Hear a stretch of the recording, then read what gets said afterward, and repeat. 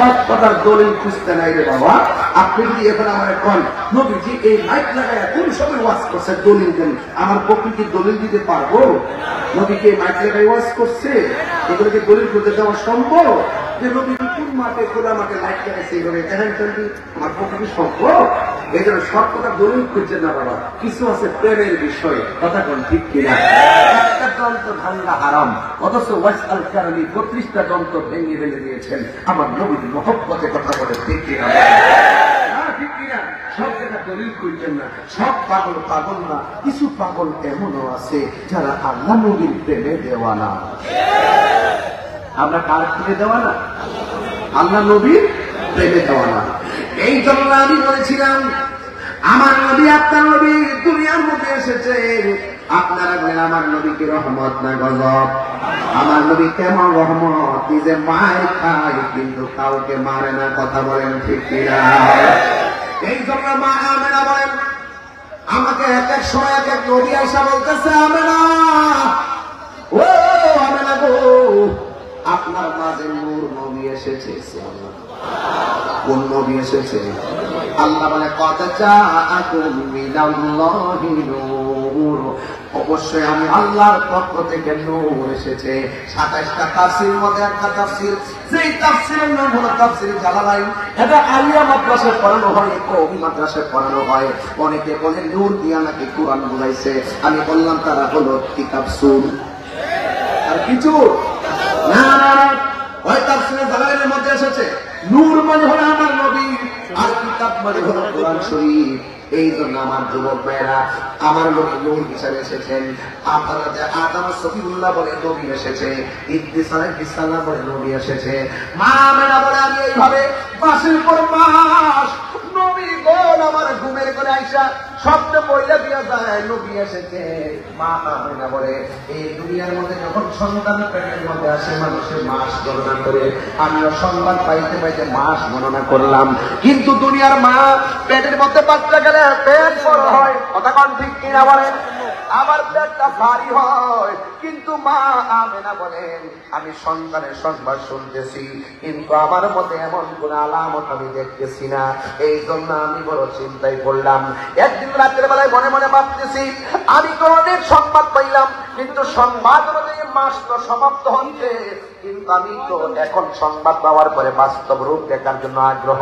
মা আমেনা বলেন আমি হঠাৎ করে যখন রাতের বেলা চিন্তায় পড়ে গেলাম, হঠাৎ করে দেখলাম আমার ঘরের ভিতরে সবুজ রঙের একটা পাখি আগমন করেছে। জোরে কোন পাখির রং কি? আমার মাথার মধ্যে পাখির রং কি? ড্রেসের মধ্যে ড্রেসের রং কি? কিন্তু আপনারা বলেন জান্নাতের ড্রেসের রং কি? না, জান্নাতের ড্রেসের রং হলো সবুজ। এই সবুজ রঙের জামা আমাদের জন্য অপেক্ষা করতেছে। বন্ধুরে বন্ধুরে ও বাবা, আমার নবীর আম্মা বলেন আমি কিন্তু এখন ওয়াজে ঢুকতে গেলাম মায়ার সাগরে লাভ দেন, একটু পারলে দুইটা চোখের পানি ফেলাইয়া নবীর দিদারের আশা করেন। মা আমেনা বলে আমি যখন চিন্তাই করলাম আমি হঠাৎ করে দেখলাম আমার ঘরের মধ্যে একটা পাখি ঢুকছে। জবানটা মিলা কোন পাখির রং কি? এই আমার জামানিনা জোরে কোন রং কি? রঙের পাখি। আমরা চাঁদপুরের মধ্যে যখন গাছের ডাল দেখি, ওই ডালের মধ্যে যখন পাখি দেখি, ওই পাখির গায়ের মধ্যে ডানা কি একটা না দুইটা। কিন্তু মা আমেনা বলেন আমি যখন আমার ঘরের মধ্যে গভীর রজনীতে পাখিটা দেখলাম, আমি দেখলাম এই পাখির গায়ের মধ্যে ডানা হলো একটা। এক ডানাওয়ালা পাখি যখন আমার ঘরে ঢুকছে আমার আর বুঝতে পারছি না। আমি সংবাদ পাইছি কুদরতি, এখন খেলাও দেখতেছি কুদরতি। এটা কেউ কুদরতের খেলা নয়, এটা স্বয়ং আমার মাওলার খেলা। আমার মা আমেনা বলেন আমি একটু টেনশন করতেছি, হঠাৎ করে পাখি কাইসা আমার গায়ের মধ্যে এমন করে তার ডানা দিয়ে একটা আঁচড় দিছে। এই মাত্র আঁচড় স্পর্শ করছে, হঠাৎ করিয়া আমার গায়ের মধ্যে যে একটা অশান্তি ছিল সেই অশান্তিটা দূর হয়ে গেছে। একটু পরে আবার দেখলাম দুইটা পেয়ালা আমার ঘরে ঢুকছে। আমি বুঝতে পারছি এটা আল্লাহর খেলা লীলা চলতেছে। দুইটা পেয়ালা পাঠাইছে, একটা পেয়ালার মধ্যে দুধ, আরেকটা পেয়ালার মধ্যে হলো মধু। আমি দুধটা যখন পান করলাম আমার ভিতরের জ্বালা শেষ হয়ে গেছে। একটা আছে প্রেমের জ্বালা, আর একটা আছে দেহের জ্বালা, একটা আছে প্রেমের জ্বালা, একটা আছে দেহের জ্বালা, আর একটা আছে মনের জ্বালা। আমার দেহের জ্বালাও শেষ, আমার মনের জ্বালাও শেষ। আমি এখন চোখটা বন্ধ করে আমার আল্লাহর কাছে শুকরিয়া আদায় করলাম।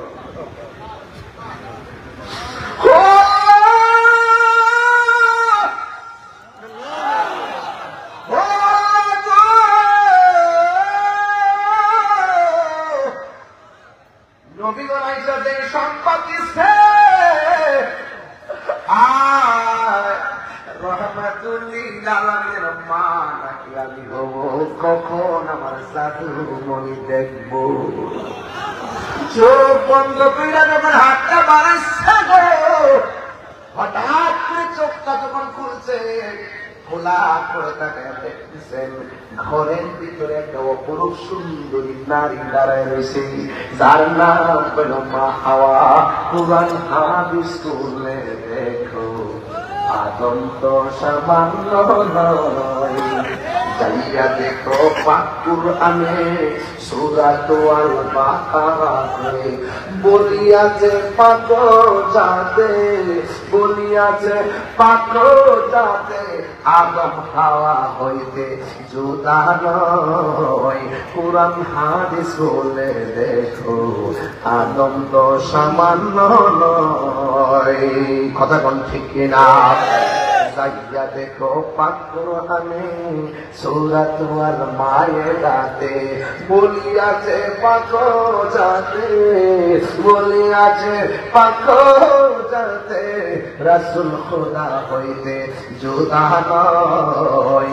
কুরআন হাদিস বলে দেখো, আদম তো সামান্য নয়। হাওয়া আসতে ঘরের ভিতরে, ডাক দিয়া বলে কে গো আপনি? ডাক দিয়া বলে আমি না, আমার ছিলেন না, আমার রব পাঠাইছি। আমি হইলাম হযরতে মা হাওয়া। এবার দেখবেন আরেকটা নারী দেখা যায়, ওই নারীটার নাম হলো হযরতে আসিয়া। দেখতেছেন আরেকটা নারী দেখা যায়, ওই নারীটার নাম হযরতে হাজেরা। দেখতেছেন আরেকটা নারী দেখা যায়, ওই নারীর নাম হলো মরিয়ম। চারটা মহিলা চার কোনা দিয়ে দাঁড়াইছে। মা আমেনা বলে আমি দেখলাম আমার মানুষটি যখন আমার ঘরে ঢুকছে, মানুষের চতুর পাশে আমার আল্লাহ একটা নূরের পর্দা দিয়া পেরে দিছে। আর আসমানের দিকে যখন আমি তাকাইলাম, দেখি আমার ঘরের তলিটা ফাইটে গেছে। আর তাকাইয়া দেখলাম আকাশের তারকাগুলো টুল্লা টুল্লা। আমি মা আমাদের ঘরের চতুর পাশে চার পাত্রী হিসাবে লেগে গেছি। আর ধরে করলাম আল্লাহু আকবার। আমরা বলে কি ব্যাপার, আপনারা কেন আসছো? আবার মহিলাগুলো ডাক দিয়ে দেন না, আমারে আমারে আল্লাহ পাঠাইছি। এবার যখন ডাক দিয়ে আমারে আল্লাহ পাঠাইছি, ওই মুহূর্তে মা আমারে কেন আসছো? ভাই কিছুক্ষণ পরে রহমাতুল্লিল আলামিন আসবে দুনিয়ার জমিনে আমাদের জান্নাতে হাত দিয়ে রিসিভ করার জন্য। আমার আল্লাহ আমাদেরকে আপনার ঘরে পাঠাইছি। বন্ধুগণ, কিছুক্ষণ পরে আল্লাহর হাবিব দুনিয়াতে আসবে। এখন কোন সময় আসবে? রাত্র গভীর হয়ে গেছে। রাত্র বলে আল্লাহ তোমার বন্ধুরে রাত্রে বেলা পাঠাও, দিন বলে আল্লাহ তোমার বন্ধুরে দিনের বেলা পাঠাও, রাত্র বলে আল্লাহ তোমার বন্ধুরে আমরা রাতের মধ্যে পাঠাও, দিন বলে আল্লাহ তোমার বন্ধুরে দিনের মধ্যে পাঠাও। হিসাব মিলায় দেখেন আমার নবী রাত্র আসে নাই, দিনও আসে নাই। সবে সাদিকের টাইমে এমন মানে মা আমেনা বলেন, আমি যখন খবরটা শুনলাম সবে সাদিকের টাইমটা হয়ে গেছে।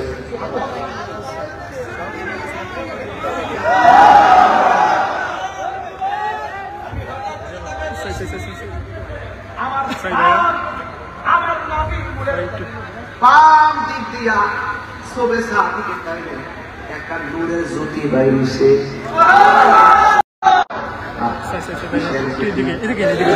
আল্লাহ বলে আমি আমার পক্ষ থেকে নূর এসেছে। আল্লাহ বলে আমি নূর পাঠাইছি। কেউ দেখে নাই, মা আমেনা কই আমি দেখেছি। আল্লাহকে পাঠাইছি, মা আমেনাকে আমি করে দেখেছি।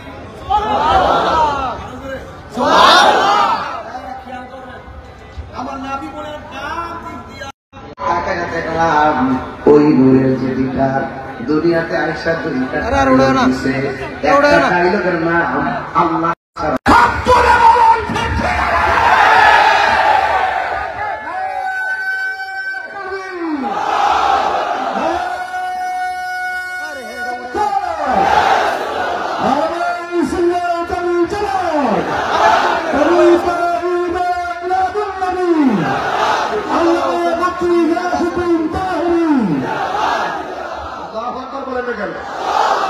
আমরা সেই নবীর উম্মত যারা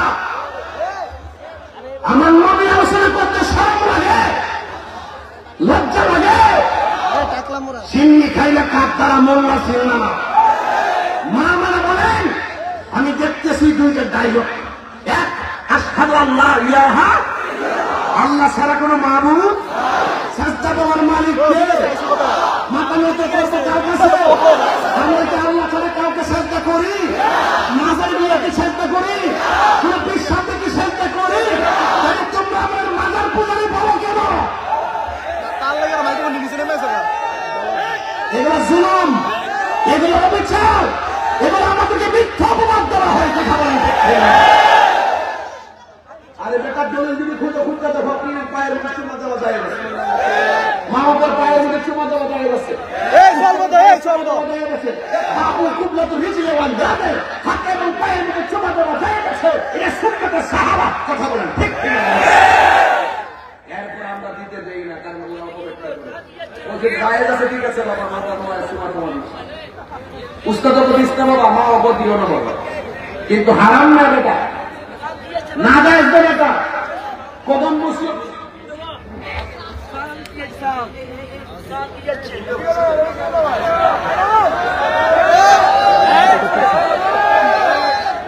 না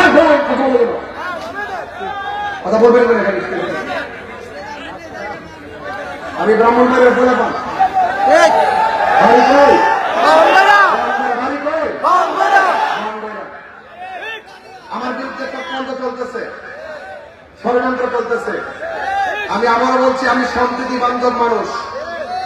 সারা বাংলাদেশের প্রশাসনকে বলবো, সারা বাংলাদেশের রাষ্ট্রপক্ষকে বলবো, আমি প্রশাসন বান্ধব মানুষ, আমি সম্প্রীতি বান্ধব মানুষ।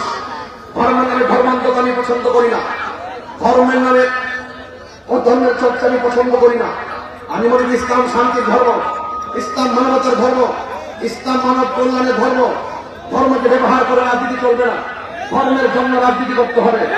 অনেক একটা সুযোগ পাইলে আল্লাহ আল্লাহ জিকির করে আবার দুপুরে যায় সুটকা, এইরকম হবে না। এরকম সত্য বেশি নির্বাচনের এলাকার টুপি দিয়ে ভাষণ নামাজ গেলে আবার দুর্নীতির সাথে চ্যাম্পিয়ন নাম্বার 1, এগুলো চলবে না। মনে রাখবেন তামসা চলবে না। রসুল এসেছেন শান্তি নিয়ে। কথা বলে ঠিক খাবে দিন। এই জন্য আমি রাষ্ট্রকে সুস্পষ্ট বার্তা দিচ্ছি, আমি তাহিরি সম্প্রীতি বান্ধব মানুষ, আমি তাহিরি ধর্ম নিয়ে কাজ করি, দেশের মানুষের সম্প্রীতি নিয়ে কাজ করি। আমি মনে করি হিন্দু মন্দিরে যাবে, বৌদ্ধ দেবরায় যাবে, খ্রিস্টান গির্জা যাবে, মুসলমান মসজিদে যাবে। আমরা ধর্মকে এমন ভাবে ব্যবহার, এমন ভাবে ধর্মের জন্য কথা বলবো যেখানে উগ্রতা নাই, মারামারি নাই, কাটাকাটি নাই, বোমাবাজি নাই, সন্ত্রাসী নাই, দুর্নীতি নাই, চাঁদাবাজি নাই, রাহাজানি নাই, গুম নাই, খুন নাই। আছে শুধু শান্তি, আছে শুধু সম্প্রীতি, আছে শুধু ভালোবাসা। আমার জন্মস্থান। আমি পরিষ্কার ভাষায় বলি, অযথা যদি আমাদেরকে হামলা মামলা দিয়ে যদি ডিস্টার্ব করেন, কিন্তু এটা আমাদের উপরে জুলুম হবে। কথা বলেন ঠিক না? প্রশাসনকে বলবো, কাহারোর কথায় আপনারা একেবারে সিদ্ধান্ত নেবেন না। মনে রাখবেন, কাহারোর কথা, যাদের কথা শুনে আপনারা আমাদেরকে ডিস্টার্ব করবেন, আমাদের উপরে কোনো কিছু চাপাই দিবেন, মনে রাখবেন দিন শেষে যাদের কথায় আপনারা আমাদের উপর জুলুম করবেন, দিন শেষে ওরাই আপনাদের ঘাড়ে কামড় দিবে। কথা বলে ঠিক না? এখনো চিনুন, এখনো তাদেরকে জানুন। এই দেশে আমাদের সুন্নিতে যদি বলেন, আমরা কোনদিন রাজনৈতিক ভাবে 1 টাকা বুক করি না। কথা বলেন ঠিক কিনা? আজকে দেখাই যারা গান বানাতে পারে, যারা রাহাজানি করতে পারে, যারা হুমকি দিতে পারে, যারা ধারণ করতে পারে, তাদেরকে রাষ্ট্রপক্ষ বেশি মূল্যায়ন করে। এটা কখনো দেশের জন্য শুভনীয় লক্ষণ নয়। কথা বলেন ঠিক কিনা? এই জন্য আমি পরিষ্কার বলছি, আমি অনুরোধ করবো আমাদেরকে ডিস্টার্ব করবেন না। আমরা সুন্নিরা খানকে কাজ করি, আমরা কখনো মাঠে আসি ন্যায্য প্রতিবাদ নিয়ে, আমরা মাঠে আসি ন্যায্য অধিকার নিয়ে। আমরা যখন দেখি কেউ নবীর বিরুদ্ধে কথা বলে, আমরা বরদাস্ত করি না, আমরা খানকা থেকে মাঠে নেমে যাই। আমরা যখন দেখি কেউ ওলি আল্লাহর বিরুদ্ধে কথা বলে, আমরা যখন ঘরে থাকি না, মাঠে নেমে যাই। আমরা যখন দেখি কেউ মাথার আক্রমণ করে, তখন আমরা ঘরে থাকি না, রাজপথে নেমে যাই। আমরা যখন দেখি কেউ কোরআনের বিরুদ্ধে কথা বলে, আমরা তখন ঘরে থাকি না, রাজপথে নেমে যাই। আমরা যখন দেখি কেউ ইসলামের বিরুদ্ধে কথা বলে, আমরা তখন ঘরে থাকি না, আমরা তখন রাজপথে নেমে যাই। এটা শুধু আমার শিক্ষা নয়, এটা হলো হুনাইনের শিক্ষা, এটা হলো কারবালার শিক্ষা, এটা হলো বদরের শিক্ষা, এটা হলো তায়েফের শিক্ষা, এটা হলো উহুদের শিক্ষা।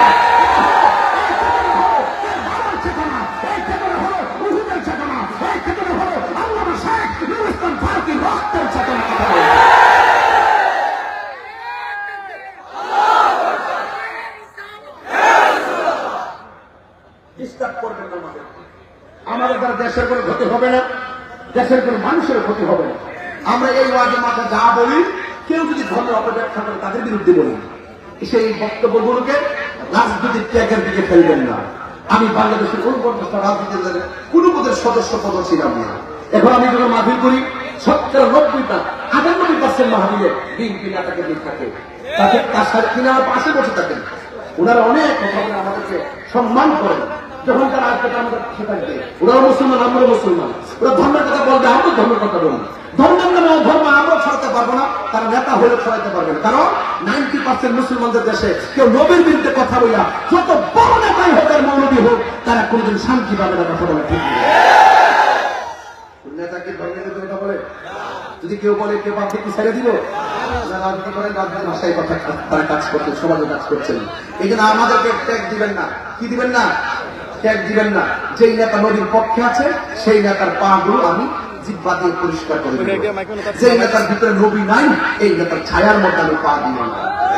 বুঝতে পেরেছেন? এই যে কত কিছুদিন আগে যুব দলের একটা অনুষ্ঠান ছিল, দেখলাম কত সুন্দর সালাম করছে, আমার মনটা বলে ঢাকা ইউনিভার্সিটিতে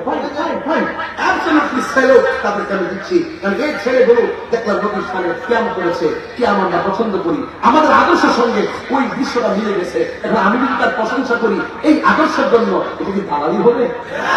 আমি লন্ডন দেখেছি তারেক রহমান সাহেব যখনই তিনি মিলাদ করে, তিনি ক্যাম্প করে। আমি প্রায় 20টা মিলাদ দেখেছি, তিনি দাঁড়িয়ে দাঁড়িয়ে নবীকে সালাম দেয়। এই আদর্শটা আমাদের সুন্নিদের আদর্শের সঙ্গে মিলে গেছে। এই জন্য আমি যদি তার প্রশংসা করি এই ক্ষেত্রে, এটা কি দালালি হয়ে যাবে? তাহিরকে চিনতে গেলে আবার এমফিল করতে হবে। বুঝতে পেরেছ? বুঝতে পেরেছ? সাবধান বলে দিলাম, আমাদেরকে ত্যাগ লাগাবেন না, ত্যাগ লাগাবেন না। বহু নেতারা এখন আসে দোয়া করে, দোয়া না করলে কি আমার সমস্যা আছে না? পরে দোয়া করি, আপনি সমস্যা দেওয়া তো দোয়া চাইছে, দোয়া করে মুসলমানদের কর্তব্য। ঈদের ভিতরে কি কোনো রাজনীতি আছে? একটু দোয়া চাইতেই পারে, দোয়া করতেই পারে। তা আমাদের চলার পথ দেখবেন না আপনারা? আপনারা কি আম্মা, খালাম্মা, জেডি, পান্ডেল নিয়ে আপনারা খাইছেন, লুঙ্গি করে থেকে তখন গিয়া খান সিয়ার বইয়া বইয়া। আমরা সলাম পাল্টাই না। আমরা স্বাধীনতার আগে যেমন সুন্নি, এখনো সুন্নি, কিয়ামত পর্যন্ত সুন্নি। তোমরা যদি অত সাধু হও, তাহলে পরিচয় গোপন রাখো। আমরা ইসলামটা পালন করি। আমরা তুমি কে, আমি কে, তুমি কে, আমি কে, রত্না বিপ্লব, রত্না বিপ্লব, তুমি কে, আমি কে। কালকে বলবো সুন্নি, আওয়ামী আইলে বলবো সুন্নি, বিএনপি আইলে বলবো সুন্নি, জাতীয় পার্টি আইলে বলবো সুন্নি, এনসিপি আইলে বলবো সুন্নি, জামাত আইলে বলবো সুন্নি। আচ্ছা, কারণ জামাত ইসলামের সাথে আমার কি কোনো রাজনৈতিক দ্বন্দ্ব আছে? ওনাদের সাথে আমাদের আকিদার দ্বন্দ্ব। কিসের দ্বন্দ্ব? আমরা সারা জীবন, আমি কেন, আমাদের আকার দ্বন্দ্ব বেড়ে গেছে। ওনাদের প্রতিষ্ঠাতা এমন কিছু লেখালেখি গেছে কিতাবের মধ্যে, যেগুলো প্রায় 70টা কুফরি, এতগুলা কুফরি ভাই উল্লেখ করে গেছে। যাওয়ার কারণে আমরা বলছি যে আপনারা রাজনীতি করেন, কিন্তু ধর্মকে ব্যবহার করে দিলেন না। ধর্ম ব্যাখ্যা হল, আপনি যদি ব্যাখ্যা দাদারা থেকে জেনে নেবেন, আপনি সিরাজ একটা আকিদা লালন কইরা আপনার ওই আকিদাকে প্রতিষ্ঠিত করবেন, আর এই আকিদার বিরুদ্ধে যারা থাকবে তাদের উপরে আপনারা মামলা, হামলা, অত্যাচার করবেন। এটা হতে পারে না। কথা বলে ঠিক না রেখে, এই জন্য রাজনীতি কোনো দ্বন্দ্ব কারো সঙ্গে নাই। ধর্মের পক্ষে কথা বলবেন, ধর্মের পক্ষে থাকবেন, ধর্ম নিয়ে কোনো অধর্মের চর্চা চলবে। বুঝতে পারছেন? আপনি রাজনীতি করেন না, আপনি তো রাজনীতি যদি বুঝতেন তাহলে চরমোনাই বলেন, ইসলামী আন্দোলন বলেন, জাকের পার্টি বলেন, বাংলাদেশ ইসলামিক ফ্রন্ট বলেন, ইসলামিক ফ্রন্ট বাংলাদেশ বলেন, জাকের পার্টি বলেন, সুপ্রিম পার্টি বলেন, তরিকত ফেডারেশন বলেন, বিপি নূর ভাই গণঅধিকার পরিষদ বলেন, যত দল আছে সবাই আপনাদের রাজনীতি করুন। কিন্তু আমার মনের একটা ইচ্ছা হলো আপনারা আমাদেরকে ধর্মীয় দল যারা আছেন তারা আমাদেরকে একজন আরেকজনকে রাজনীতিতে দিবেন না, বরং কি করবেন শুনেন। যেহেতু হুজুররা ধর্মের পতাকা তারা পাহাড় দিয়ে ওয়াজের মাধ্যমে তাদের একটা প্রতিনিধিত্ব সংসদে দরকার আছে। এই দৃষ্টিকোণ থেকে সব রাজনীতি ইসলামের যে রাজনীতি দল আছে সবার উচিত ঐক্যবদ্ধ হয়ে কিছু একটা অংশ আমরা সংসদে নেতৃত্বে দিতে চাই। কথা বলতে আপনি আমার বাস দিবেন, আমি আসলে বাস দিব, বলে রাজনীতি করতে পারবেন?